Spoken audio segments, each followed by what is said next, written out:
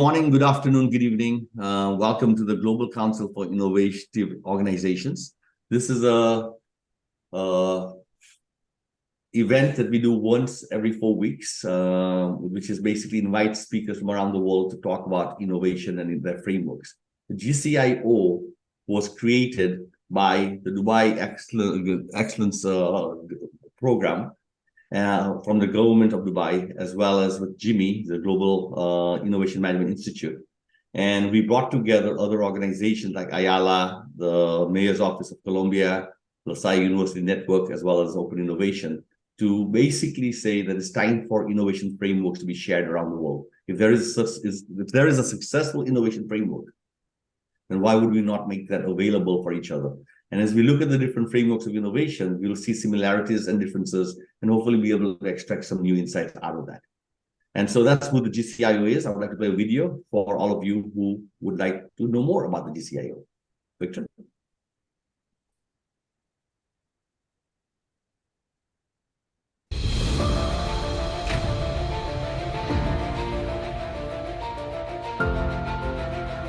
Hi, my name is Hitendra Patel. I represent the Global Innovation Management Institute. We are honored to be part of the Global Council for Innovation Organizations because we are very excited about the opportunity of spreading innovation globally through certifications and standards. This council that we have put together will allow us to share best practices, exchange ideas between universities, between governments, between companies, between different geographies. It is the exchange of these ideas and this ecosystem that we are building that will help us close the gap and democratize innovation everywhere, and improve the quality of life of every human on this planet.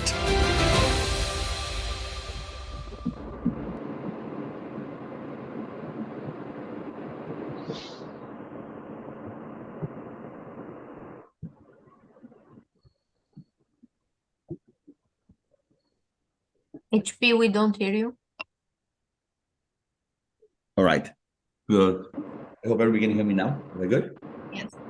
Thank you. So welcome to the GCIO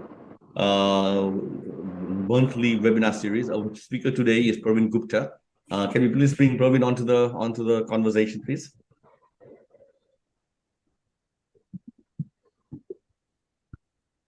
Yes, he is there. All right. So hi, Praveen. How are you? I'm well, thank you. Good morning. Hello. Good morning. So, Praveen, our objective is to talk about innovation frameworks, which are shareable, scalable across multiple entities, multiple companies. So, you are one of those experts on innovation. You helped put together one of the authorities of innovation itself, the management science book. You put together over like 50 editors together, people of experts on different topic. Tell me about your expertise about innovation. Where does it come from? Where did it start? Well, I have always thought I was been doing things differently, but at some point I was writing a book and optimizing Six Sigma that led me to believe innovative thinking is very crucial skill to develop. And then I set my goal that I would like to advance the field of innovation from art to science, so it can be taught to everybody. It's no longer a gift of God. And then I just pursued that as a new passion of mine to develop the framework or the science of innovation so it can be easily taught to anyone. And I believe I learned that everybody has a wonderful brain, and whatever they can do is beautiful. So my purpose of life is to bring out the intellectual best of people. Very good. Praveen, tell us a little bit about your background.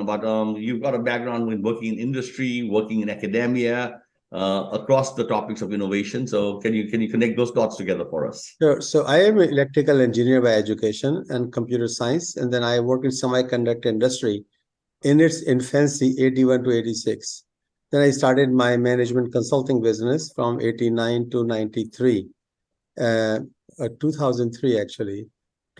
So 89 to 2013 actually, and where I help a lot of companies around the world implementing quality management system, business performance improvement, and I have two startups at that time. And when they fail, I said, well, I have gained experience, I should write books. So I started writing books. I wrote 15 books on different topics of management. And in that process, I started teaching at universities. I taught at many universities in Portugal, Mexico, Croatia, and then US in Chicago, and now in California and Silicon Valley. So that's how I've been doing a lot of work in innovation. And as you wrote books on innovation and innovation management, where was the learning, most learning coming from for you that you thought was important to share in your books? Actually, the three dots is interesting. You asked that question. First dot is that Professor Clayton Christensen from Harvard Business School, he published a book and he had a chart in his book that I feel he did not explain enough. And that became my starting point to develop so I said I could do that. So I took that point. Then I went to museum in Detroit, the Greenfield Museum of Science, where I saw innovation of washing clothes from washboard to the wash and dryer today. I just saw that how the innovation evolved. And third thing and I will see that I actually visited Boston Museum of Science one day when they have Einstein exhibit. And that I just felt is going to contribute to me in developing that innovation framework. And it did. So these three dots together, I think I was able to put together the framework. That's great.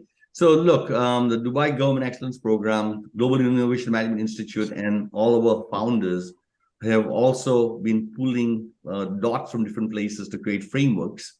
And what we are really excited is on one side, we all have frameworks. We see similarities and differences. And we are hoping that today, as you speak about innovation, you'll be sharing innovation with us and your presentation. So Dr. Praveen Gupta, welcome to the Global Council for Innovative Organizations monthly webinar. And we're looking forward to a delightful presentation. So the stage is yours. Please start the presentation as you see fit. Thank you. Can you all see my screen? Yes, we can. And can you hear me all okay? Loud and clear. Okay, thank you. So today's topic is Breakthrough Innovation Framework. So when I was developing this, my purpose of doing all this work is so I can teach innovation, or innovation can become a learned skill. Because in the 21st century, we will all need to learn this part of it. And I love what I have done. So it's more like reprogramming everyone's brain. So a little massage on your head and put the neurons a little differently so we all can become creative. Currently, I do teach a class at university once a year, Management of Innovation. And I just enjoyed teaching one class. So today our three topics we will cover, as we have said. One is why, is a business context. And I have looked at most recent published innovative companies and how we can look at them. And how means the innovation means a breakthrough innovation framework. And then culture is how do we deploy, how do we create a culture of innovation? These three topics we'll cover. So this is my little history of work on innovation, where I have in 2007, first time when I developed this innovation framework. From 2004 onwards, it took 3 years to put this together. Then I started this journal, International Journal of Innovation Science, in 2009. And then I wrote the book for individuals and the Spanish translation, and then the innovation handbook. So that's kind of my work in innovation. And I was able to find when I visited Boston, thanks to Google and internet. I was in Boston 2004 when the Einstein exhibit was at the Boston Science Museum. Here's an example. So if you look at the people, there are 9 dots. And if I ask people to connect it, they will do something like this. Most of us would do something, just draw the lines like this. And I said to them, how about this? They said, well, you never told us you could move the dots, but I never said you could not move the dots. So key thing is, for innovators, there are no rules. You can change the rules to innovate. But I was teaching this for a long time, just like, okay, one line can do this. But there's one day I got a thought, maybe how about if I stack them? There's no line. And this is what I call breakthrough innovation. It's totally different than what a common person would do, where you change the rules, break the rules, and then create something new. So this is the most innovative companies of 2022, published by Boston Consulting Group, top 6 companies. And I added Walmart in the process. And I look at them, the type of innovation, average revenues, growth, average revenue growth, and then percentages and dollars and return on innovation, ROI. And if you look at that, the chart shows the most innovative companies for ROI is really Tesla. And you would see that later on. So, but eventually what we found, and next page is some correlations, that what we can say, that the more money you spend in innovation, more money you can make. And that our framework also says is directly proportional to the resources. However, if I look at the trends and the correlations, it's interesting. I see negative correlation, but I can say it's a very few data points, so I cannot say it is perfect. But average, so if you look at the revenue growth in percentages, that has a no correlation with the percent increase in the budget for the revenue. So that's interesting. However, I see dollars increase directly proportional to dollar invested in research and development. So that's a positive. But one interesting thing I like about this, and that's the value of the framework, that the return on innovation is a function of types of innovation, what kind of innovation companies are developing. And to me, though, you will see that in our framework. So to me, that's positive, and it is just happens to be randomly. I did this last week or last month for another company to present here. So when I was developing, writing these books, I've learned my lessons after failing in startups. So I found that a business to be successful, you need to have these four things. Number one, you have to have a scorecard, like a report card, that helps you prioritize where one should invest money. And of course, the overall strategy should be sustained profitable growth, not sustained revenue growth, not sustained profit growth, but together. And then you have excellence, a Six Sigma type model that can contribute to your profit, to improve it very rapidly. And the innovation, and that creates the main purpose of innovation. Why should we innovate? It is for the purpose of growth. So innovation means growth, whether it's a personal growth, professional growth, or corporate growth. If you want to grow, you have to learn to innovate. And then management part is required. So this is one of the most valuable work I have done is developing the process model. So you might have heard, if you have not heard, there's a gentleman called Deming. He developed a model, and I found because that was my curiosity, why the manufacturing companies in America have been suffering. And one of the reasons is because they all use that model. That's how they have been programmed.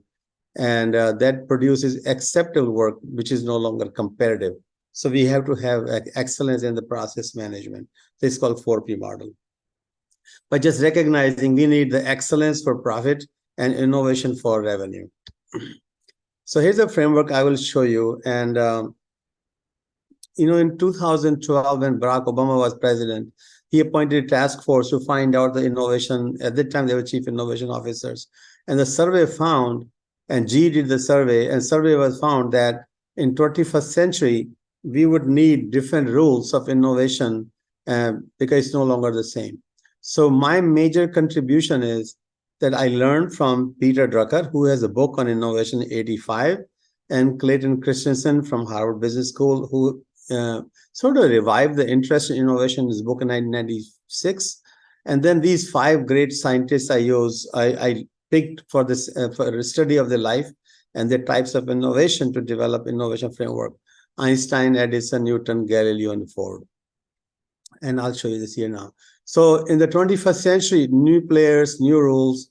So small to medium enterprises, individuals can be as innovative as large corporations because we have as many resources as much. Each one of us here can create big innovations. You never know. As you could notice that all these major companies today, whether it's Facebook, Google, Apple, everything, they all were started by 1 or 2 people. None of them were started by a large company.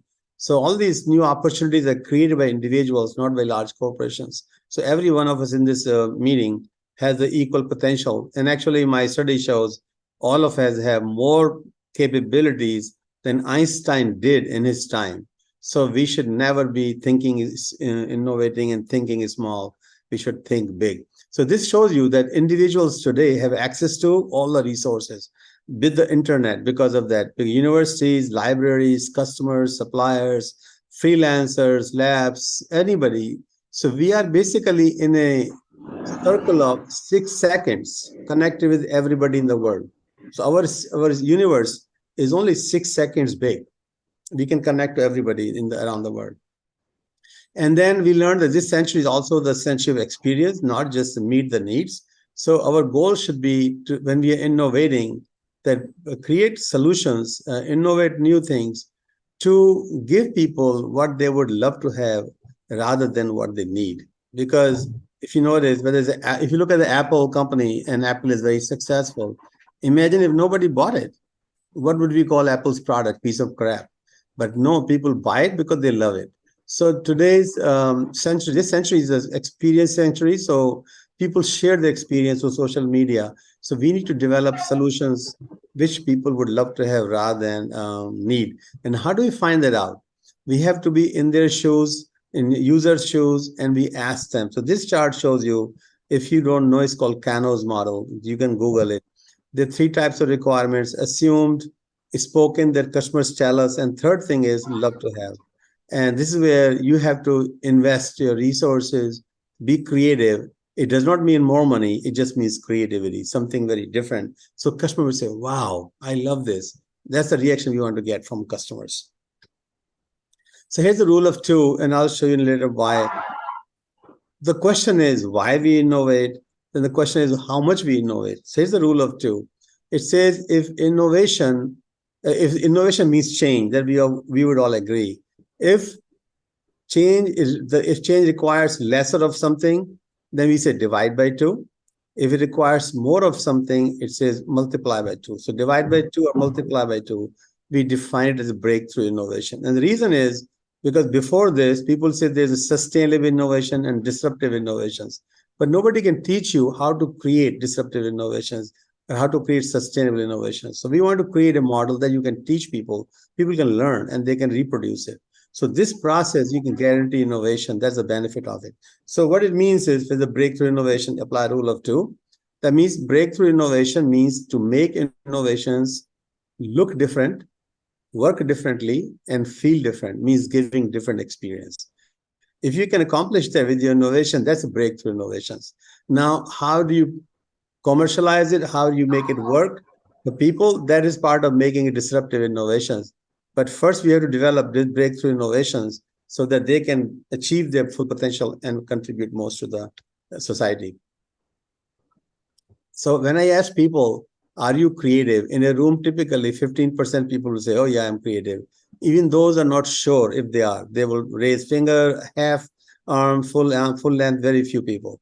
So, but I have seen before the people have gone to 1 week class for creativity, and my job is to simplify. And simplification takes more time and difficult to do. But here are my 3 rules of creativity. It is the simplest version of creativity you will learn, and you can start doing it immediately. So there are 3 rules of creativity. Number 1, decide to be creative. Because if you don't decide to be creative, if you don't decide to be innovative, nobody can help you. And you cannot become that. This is actual. The rule number 2 is the actual definition of creativity. Combining 2 or more things uniquely, and that's it. So creativity it's not a gift of God. It doesn't happen by itself. We make it. So you can make creativity. You can make ideas. So creativity is combining 2 or more things uniquely.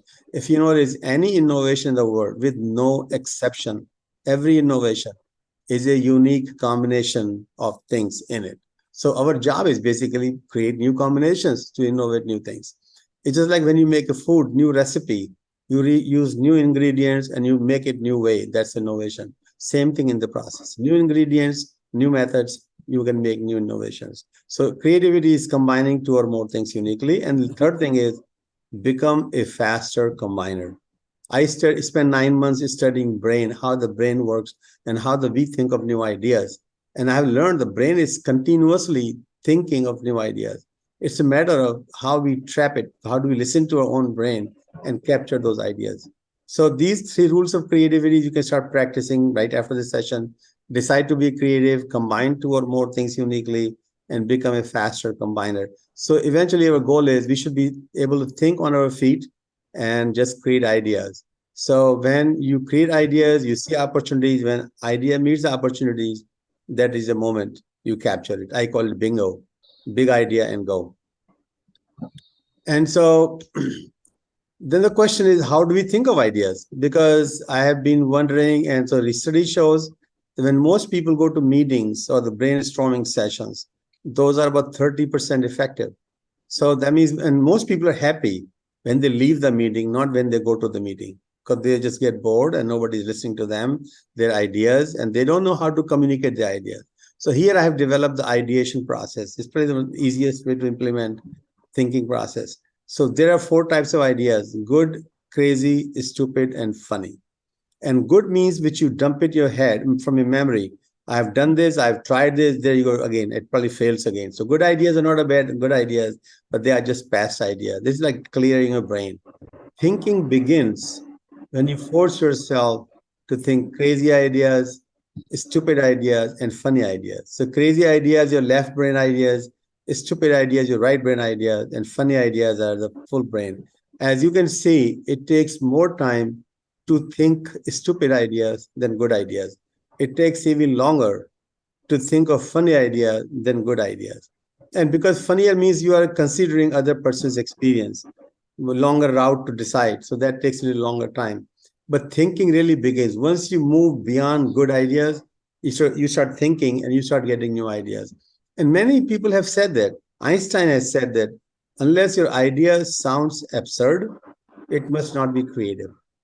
Unless if your friend says, "Oh, that's a bad idea," you bet it's a good idea. So whenever somebody says, "Oh, what a dumb idea it is," it probably must be a good idea because they have never heard it. So key thing is start combining and start forcing yourself to think and make better and difficult combinations, and then you'll start seeing the new ideas. Now, when we also learned that there are 4 types of innovation. One thing first I tell you, innovation, my goal was to develop like a mathematical formula for innovation. That's why I visited Einstein's exhibit in Boston. So what I learned from this, here's a formula I developed. The innovation is a function of personally, effort we spend, and the speed of thought, how fast we think, how fast we combine. And if you take this, you can calculate your innovation level and you can improve it. And it doesn't mean it's absolute way. It gives you idea what else can you do. And speed of thought is a function of 3 things. It's called knowledge, play, and imagination. And you can do all of them in percentages, and then you can go speed of thought by average of 3: knowledge, play, and imagination. But speed of thought is a function of knowledge, play, and imagination, and effort is your how many hours, how much time you spend on innovation. But as a corporate, it is a function of resources and speed of decision making, how fast company makes decisions. If you have those 2, company can be more innovative in the process. But this is the most beautiful thing is though, just recognizing all innovations are not equal. And in many corporations, we just think innovation is innovation. We also learn that most R&D people are not the innovative people. Most R&D departments don't create innovations, and they're not very efficient. It's the biggest opportunity in a company to contribute. So 4 types of innovation you see. There are fundamental innovations, platform innovations, derivative innovations, and variations. So what it means is variations means it's the age of mass customization, more like personalization. So when you personalize in a device, that's a more like a variation innovation. Derivative is more when you adapt to a certain industry or market segment. Platform is actually new solutions that corporations develop, large corporations develop. And the fundamentals are more conceptual, where national labs, large corporations collaborating to develop new ideas. In terms of competencies, if you look at this, fundamentals, you have more theoretical innovations, more PhDs, more imaginations, and very little to do with hands. Just thinking. These are the people just thinking. As you can see, Einstein did very few things by hand. It's all in his brain. So think big to create some kind of fundamental innovations. Platform is a real corporate R&D, and studies have shown actually that most companies, more R&Ds is actually no R, all D. So many companies don't do research, and without research, you cannot innovate. And that's the success rate is so low. So if we can do more research, then you can innovate more. And research means and search. That's called research. That means finding what has already been developed. That's research.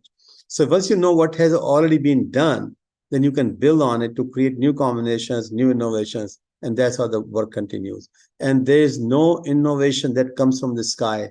Every innovation has its predecessor, no exception. So everything has something prior to it. And our goal is to become an innovative that first do the research on what has been done and then develop new things. That's why if you look at the Patents and Trademarks Office, they asked you to do prior art study, research, the understanding what has been done so they can tell if is it new or not. And so if you look at the combination of those, that fundamentals have very little, a lot of thinking, a lot of education, platform more like masters in education and more thinking, but still some hands-on. It's kind of balanced act. Derivative is adapting the platform to certain industry segment. So less education, less thinking, and more working with the solutions. You can say bachelor's, and the variation is more like 2 years of technicians type of capabilities, because here's a lot of it doing rather than thinking at all. They have been told what to do if the customers want this. So these 4 types of innovations actually helps you create a portfolio of innovations to drive the revenue growth. For example, Microsoft, I gave a talk there in 2009, many years ago. They have the portfolio of innovations. They're looking at a 35 years horizon. They look at innovation 35 years from now, not 3 years, not 4 years. So large companies, they're the $1 trillion values. A lot of them have portfolio, but they look at the immediate return revenue growth, short-term revenue growth, long-term revenue growth, and the future. So the fundamentals are more like future, and the platform is new platform, new great platform, long-term growth, and derivative for midterm and variations immediate type revenue growth. As you can see, speed of thought is a function of knowledge, play, and imagination. And then how do we do it? So this is what the methodology, it was actually a 14-step process in my business innovation book. But then people say, well, how do we remember it? Why don't you create some kind of framework? So I did this TEDOC, TDOC, target, explore, develop, optimize, and commercialize. So target is, and I have seen many companies that people just wing it. They are talking to somebody in the cafeteria on a coffee. They say, okay, I want this. Okay, we can develop this. And then give arbitrary deadline to the R&D and to the business people, which is rarely met, and most innovations fail. So the very critical is very research-based, survey-based, knowledge-based, understanding what needs to be developed. Target, establishing a target. And then explore. If you notice, the Microsoft first web browser was called Explorer. So explore means research. So most critical step is exploration, research in developing and ensuring you have new innovations. So very critical to understand what has been done and figure out so that you can build on it. And then development phases means many people love their own idea, one solutions, and we promote they always develop multiple solutions and develop the best innovation, because the goal is not just to innovate, but innovate maximally so that you get the best return on investment. As Steve Jobs said that he wanted profitable innovations, not just innovations. So developing multiple solutions and picking the best helps you in that direction. And then optimization is where you ensure that your innovation is profitable. You, at this point, minimize the cost, maximize the margin, so that right off the gate, your innovation shall be profitable. Otherwise, many large companies, first 2 years, 3 years, they're debugging, they're trying it out, they lose money. By the time all the margins are gone, the competition is there, and then they don't make money. So our goal is to really make money. So optimization is very critical process.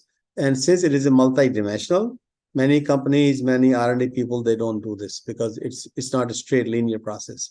And then commercialization. In some ways, the process has become easier, but it has become more competitive.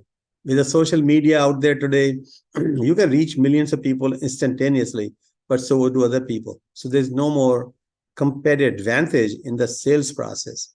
So you have to have wonderful solution that people would love to have, and then you have maximized profitability. Because if it doesn't, people share with each other. If product is sloppy, doesn't look good, everybody would know it. It will be killed in 2 days, a few days. But if it's great, the word will go around, and your sales will skyrocket. Our goal really is to making innovations affordable through optimization and profitable so that you can make money. Otherwise, You don't want to have the more revenue and lose more money. I know that one of the leading EV companies in the first many years, every car they sell, they lose money. That is not fun to be. Yes, your share price can go high because of the future expectations, but there's no money to be made. So, and the research is a prerequisite for innovations. If you don't research it, then you're taking a chance, and there's a 10-15% success rate typically. His example, everybody has cell phones. That's why I have cell phone example. So cell phone, the first picture you see is like a backpack size. That's how big they used to be when AT&T developed those cell phones, and tall antenna. And then after, it was for a long time. And after some time, they started like businesses used to do 10-15% improvement every year.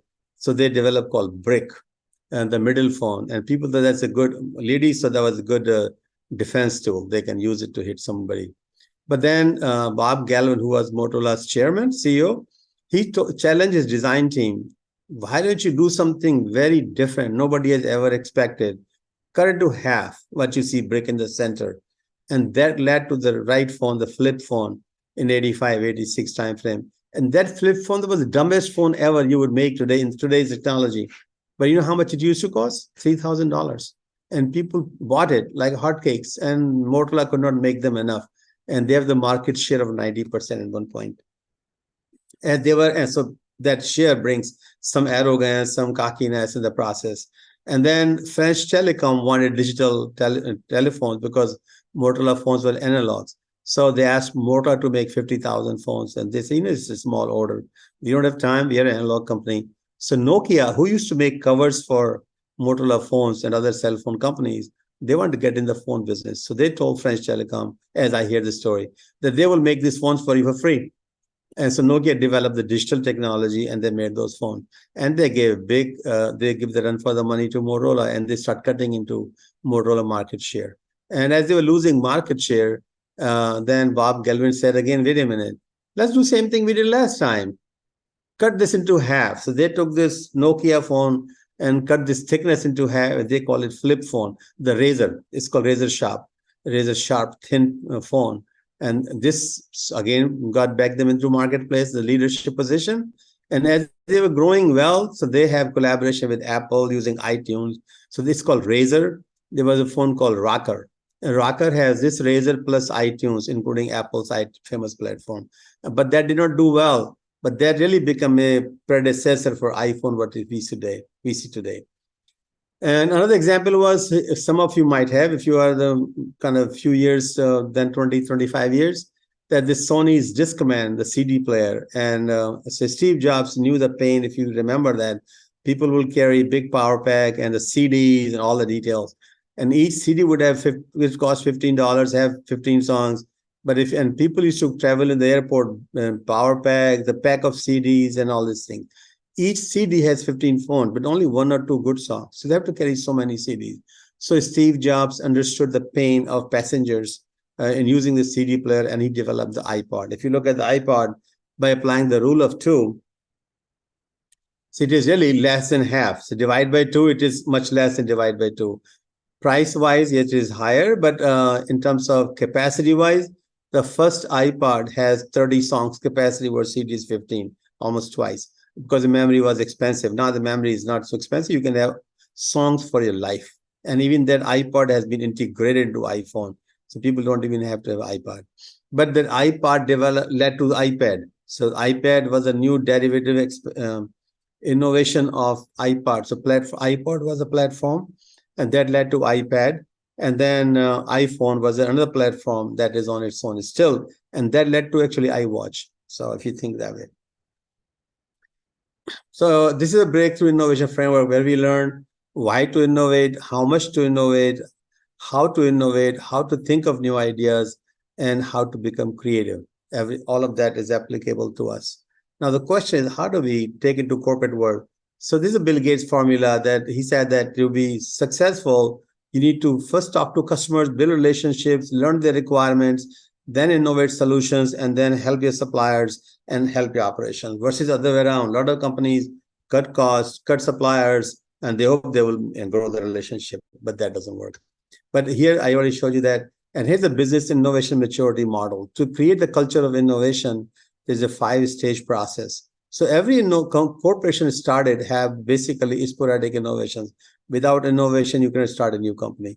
But what happened, they forget there's so many people work. So they don't listen to people, they don't listen to the ideas. But I have learned every individual has a wonderful brain, wonderful ideas. You have to listen to them. So second stage is idea innovations. Third stage is managed innovations, where it is more for R&D people, so they can start using the methodology to create innovation faster. The challenge for us is the innovation of the product life cycle is shrinking. So we have to innovate fast. And to innovate fast, you have to learn. You have to learn the method. Otherwise, you can innovate fast randomly. And the level 4 is nurtured innovations. That means creating the culture across all departments through training, goal setting, all of that. And the last one is you can measure it and you can predict it and you can be successful, contribute to profit. So the 5 stages of business innovation maturity model are sporadic, idea, managed, nurtured, and sustained innovations. So there's some barriers to innovation. As you can see, it varies from company to company, but most of them have barriers to innovation. Here's a methodology by another Harvard professor, John Carter, that if you really want to change company's culture, do it with a sense of urgency. So as the corporations, they need to become more innovative. Pandemic is almost over. So we have to get back to business, develop new solutions, but it has to be done with a sense of urgency to make it happen. And then Clayton Christensen has recommended that to create a culture of innovation, to grow using innovation, you have to invest in the leadership development and training before you need to, because after you need to, it's too late. And then educate your managers in innovation, capture key value growth ideas from employees, allocate resources, which is critical, and then develop new solutions. And learn to monetize and institutionalize. So it's very, very critical that we focus on monetizing and profitable innovation. What Steve Jobs did, he took technology and brought to the individuals, where he focused on user experience, excellence in manufacturing and design, and the profitability of innovations. 3 companies look at this. Today, Apple is struggling with the new product. As you can see, they only have an iPhone and iWatch. So they're missing a Steve Jobs because it's using the methodology. They're lacking new ideas, exploring process and markets, customer needs. But they're very good in executing from optimizing and commercializing. On the other hand, Google is very good in the first 2 phases of developing ideas. They have a lot of ideas, but they don't know how to make money out of those ideas. They're still working on it. And 3-4 years ago, they reorganized, they broke the organization for better management of the products and developing new solutions, but still haven't done that. 85% of the revenue comes from still the search engine. And then Microsoft, which has been across the process, they do all of it, but they do a little bit less efficiently, and but they do some of it, and they're still successful in the process. So with this in mind, I think this is my picture with Professor Clayton Christensen a long time ago at the Madison Square Garden when he was giving a talk, and I was the press, the media person for my journal. Thank you, and I will stop sharing and open for questions.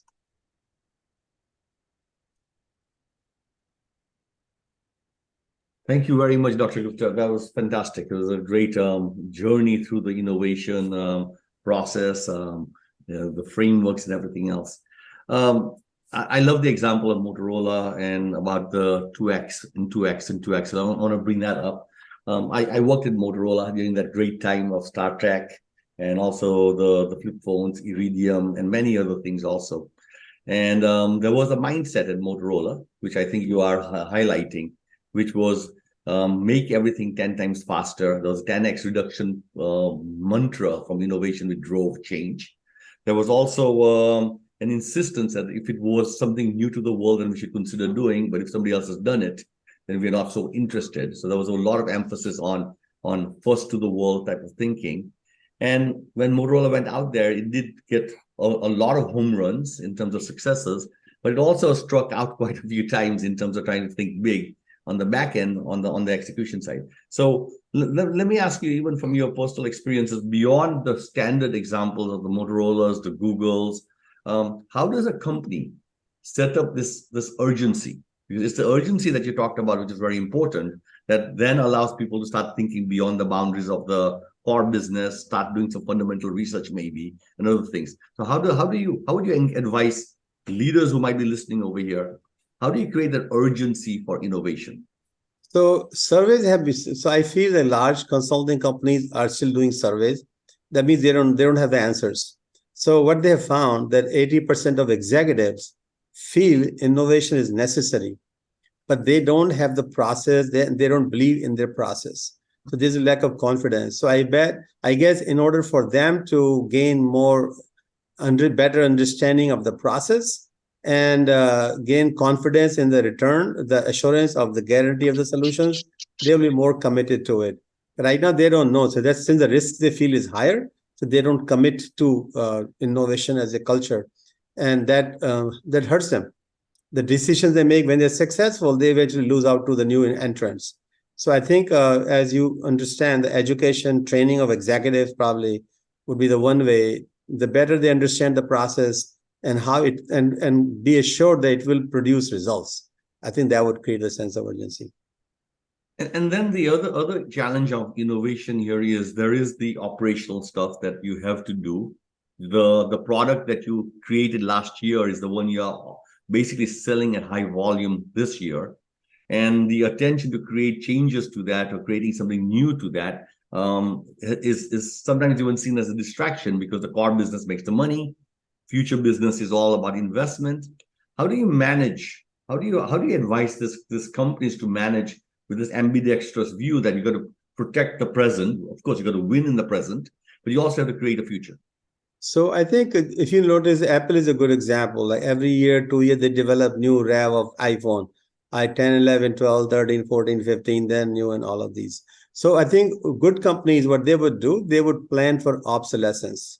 And then when they determine that this product is last for 10 years, and after that, it's going to be sort of obsolescence, and they will start new products a lot before then so that it picks up when other products start diminishing.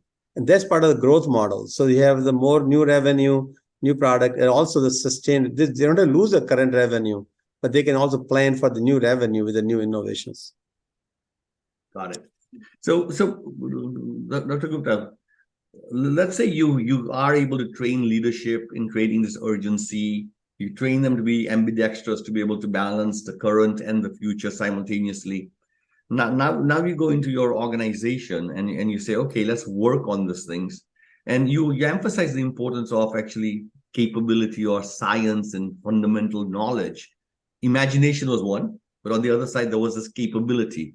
And in our language, sometimes we'll say, do you know where to play in the future?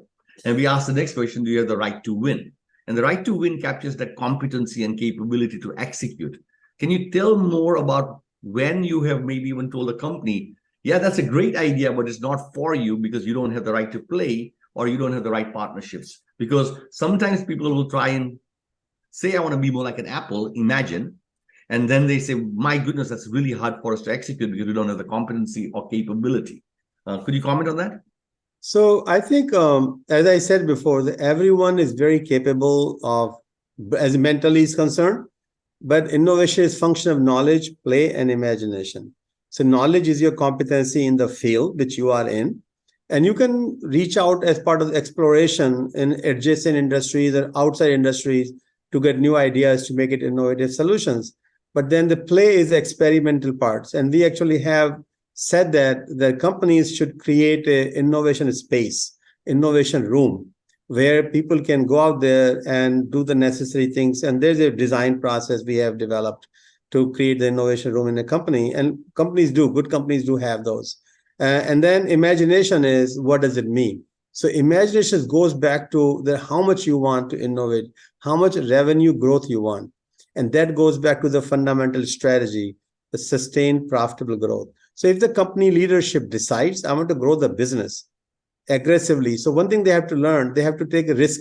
They have to be risk-taking, fun-loving, and they say, I'm going to set some ambitious goal to grow the revenue 20% or whatever, not 5%, 10%. And that would force them to have innovation. Without that, they cannot do it.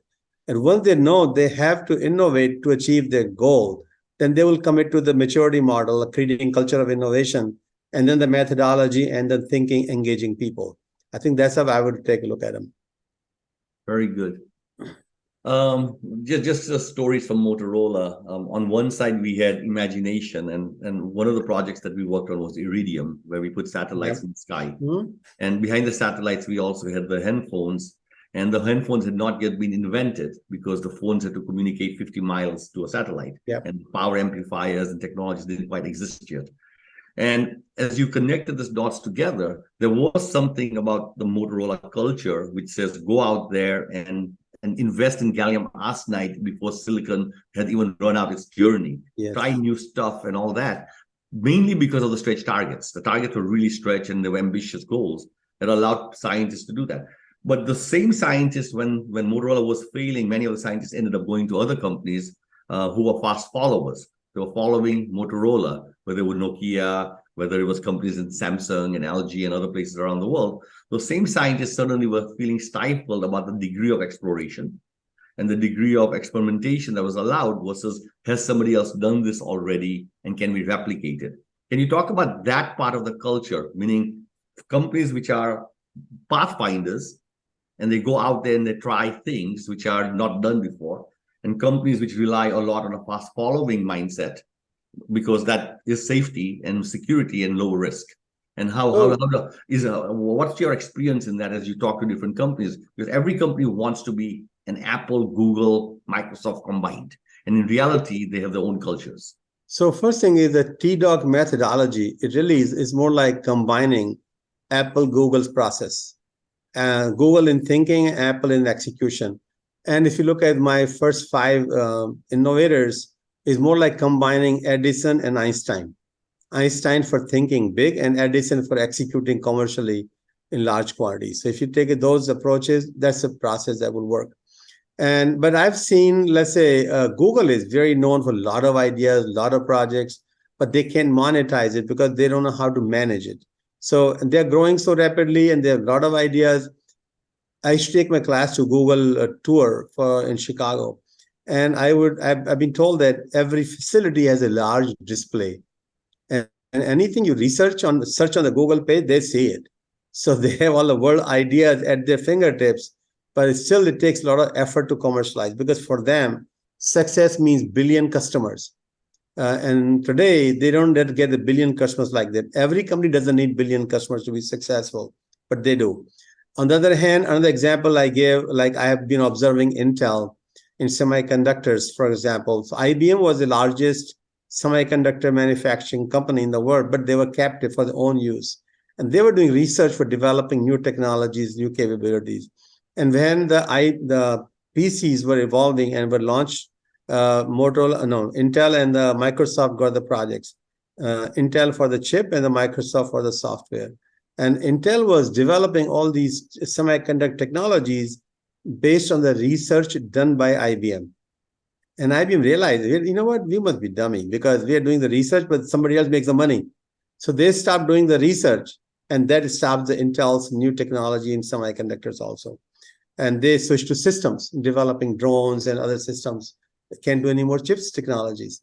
So research is very critical, whether it's semiconductor. Some companies depend on other people's research, and which is okay too. And some people do their own research.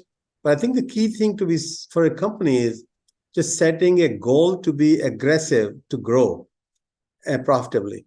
Go ahead.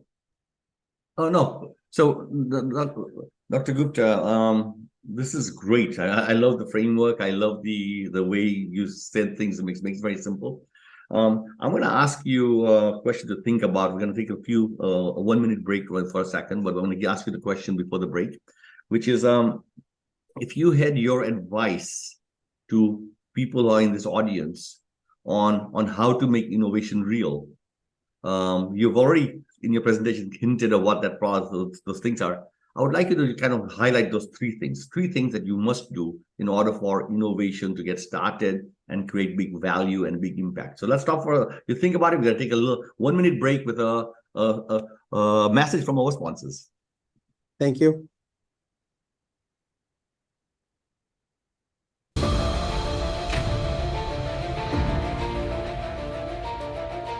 المجلس العالمي للمؤسسات المبتكرة مجلس فريد من نوعه يمثل مؤسسات عالمية من مختلف قارات العالم.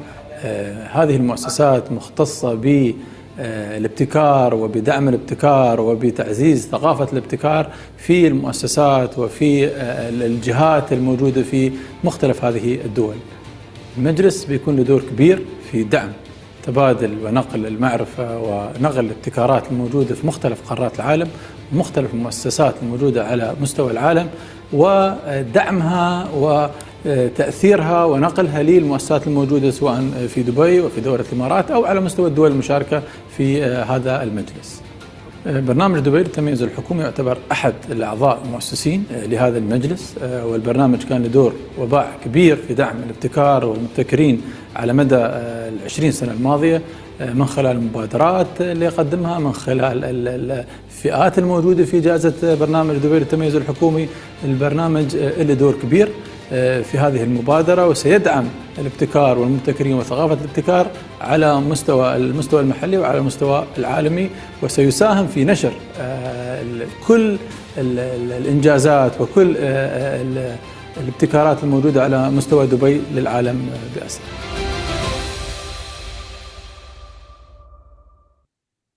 Welcome back. Thank you for the message. Excellent.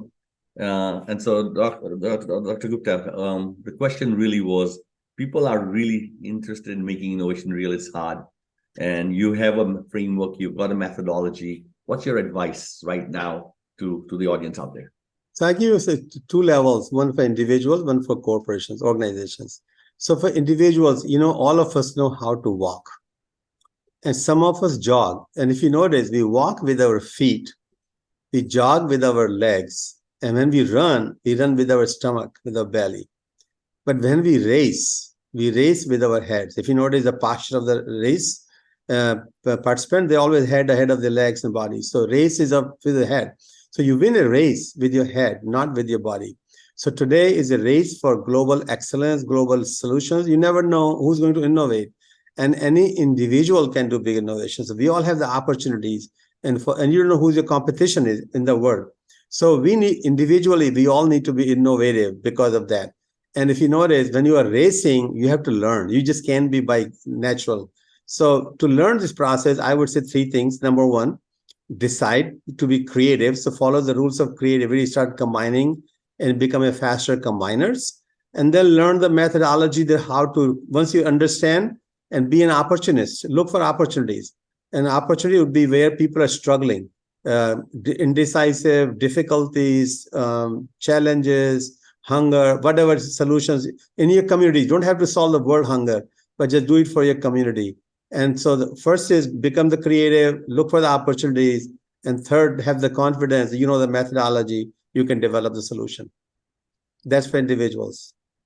No, that's great. I think for individuals, I get it. And I think what you're really saying is all of you out there, get up, start innovating now, just commit to it and then start combining and work on real problems and everything else. What about for corporations and organizations? Yeah. So before I do that, I think once you choose a path of innovation, I can tell you, it makes life more fun, more enjoyable versus focusing on just doing the rote work. Your friends, when you meet your friends, if you're innovative, they ask you, what's new? If they know you are not innovative, say, okay, what's up? And then and you say same old, same old. So the question is, do you answer same old, same old? You say what's new and then answer the question. I've always found the answer is fun to answer what's new rather than just same old, same old.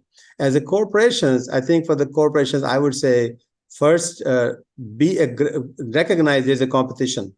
You cannot maintain it. Either you're growing or you're dying. So you have to. Meeting is going. You have to choose that I'm going to grow to succeed, to grow, to survive. And if you choose to grow, then why not grow aggressively and then choose a path of innovation, then allow your people to contribute to it. So teach your people, engage your people in innovation, in fun ideas, stupid ideas, creative ideas. And today's softwares allow you to accomplish that. Before it was not possible. And then pursue the path of maturity model where you create the culture. So teach your developers very efficient, optimized methodology and commercialize it. I can tell you that most opportunities today in the corporations are the development space. They are the most inefficient, least managed, or poorly managed departments. So they're the area to focus on, and they determine the growth cost of the products. So, and margins. So we have to focus on the development process, innovation process to make more money. That's wonderful. First of all, everybody listening in over here, Dr. Gupta is a global expert on innovation. He and Brett Trusco have got a book called the Global Handbook of Innovation Science. It's GISH, is how we initialize it. The plan is again to write another book soon with the Global Innovation Management Institute as well as the IAOIP as a collaborative partnership in the merger. So that'll be coming out hopefully in the next year to 2 years in terms of putting that together. Brett Trusco is leading that charge. And there'll be additional frameworks inside that handbook to make them available. My guidance to everybody is reach out to Dr. Gupta. He's a wealth of information and knowledge. He's got frameworks of his own, which can make a big difference. I love the idea of think like Google and execute like Apple. That could be a book on its own, Dr. Gupta, and I think people would love it. So with that, thank you very much for everybody in the audience globally. We've got people from all the way from California to all the way to Australia who are listening in. And we look forward to our next event a month from now to do another innovation presentation of frameworks which are going on around the world. And our community of Global Council for Innovative Organizations will be meeting in the Philippines, in Manila, hosted by the Ayala Group on their biggest innovation event for the year. They're celebrating 10 years of innovation at Ayala and will be present in the Spark event. So with that, thank you, everybody. Go out there and innovate. And remember, the best way to innovate is together. So together we can. Let's go make big change, big impact everywhere in the world. Thank you very much. Thanks for having me and have fun innovating. Thank you, Dr. Gupta. Bye-bye. Have a great day.